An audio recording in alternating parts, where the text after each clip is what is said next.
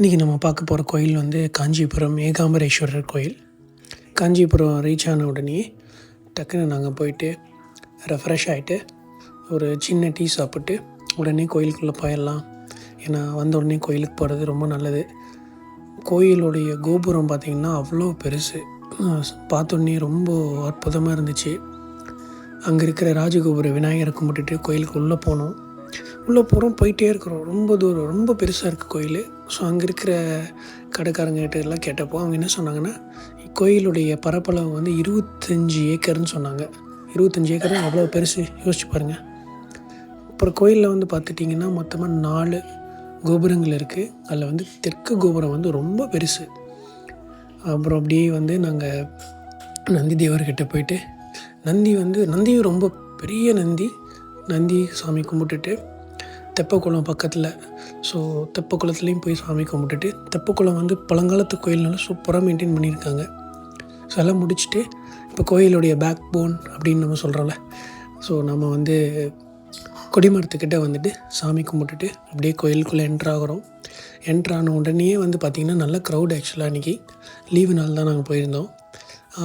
திருப்பணி நடக்கிறதுனால வந்து கோயில் மூலவருடைய இது வந்து க்ளோஸ் ஆகிருந்துச்சு. ஸோ பாலாலயம் தான் இருந்தது.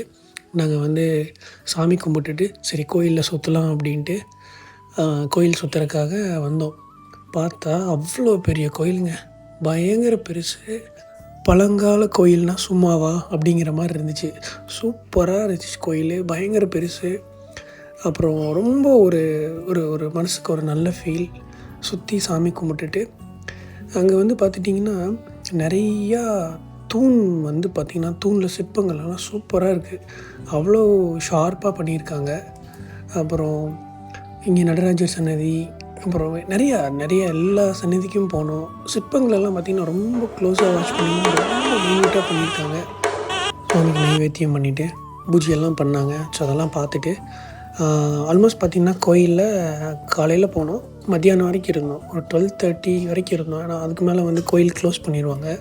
ஸோ அப்புறம் பின்னாடி வந்து உங்களுக்கு நந்தி நிறையா இருக்கும். அந்த இடத்துல போயிட்டு உட்காந்து சாமி கும்பிட்டுருந்தோம். ஏன்னா ஃப்ரீயாக இருக்கும் உங்களுக்கு. ஆனால் அங்கே வந்து பார்த்திங்கன்னா ஒரு நல்ல ஒரு வைப்ரேஷன். ஒரு 12:30ங்கிறப்பவே சாமி கும்பிட்டு வெளியே வந்துட்டோம். ஏன்னா 1 வந்து கோயில் க்ளோஸ் பண்ணிடுவாங்க. ஸோ அப்படியே சொன்ன மாதிரி 4 கோபுரத்தில் வந்து தெற்கு கோபுரம் வந்து ரொம்ப பெருசுங்க. எல்லாருமே சொன்னாங்க.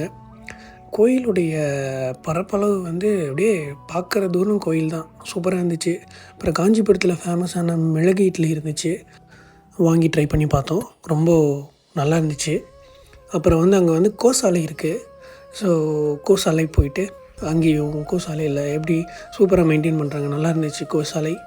அதெல்லாம் பார்த்து முடிச்சுட்டு ரொம்ப ஒரு பயங்கரமான ஒரு அனுபவம், சூப்பரான ஒரு கோயில். ஏன்னா மெயினாக வந்து அந்த சிற்பங்கள் எல்லாம் பார்த்திங்கன்னா அவ்வளோ நுணுக்கமாக பண்ணியிருக்காங்க அந்த காலத்துலேயே. இதெல்லாம் பார்க்குறப்போ ரொம்ப வியப்பாக இருக்குது. என்னடா இந்தளவுக்கு மைன்யூட்டாக அப்போ இருக்கிற எக்யூப்மெண்ட்ஸ் வச்சு பண்ணியிருக்காங்க அப்படின்னு நினைக்கிறப்போ ரொம்ப ரொம்ப பெருமையாக இருக்குது. சிற்பங்களெல்லாம் வந்து வேறு லெவலில் இருக்குது. ரொம்ப ரொம்ப சூப்பர் கோயில். மிஸ் பண்ணாமல் போங்க. நிறைய பேர் போயிருப்பீங்க, பட் போகாதவங்க கண்டிப்பாக மிஸ் பண்ணிடாதீங்க.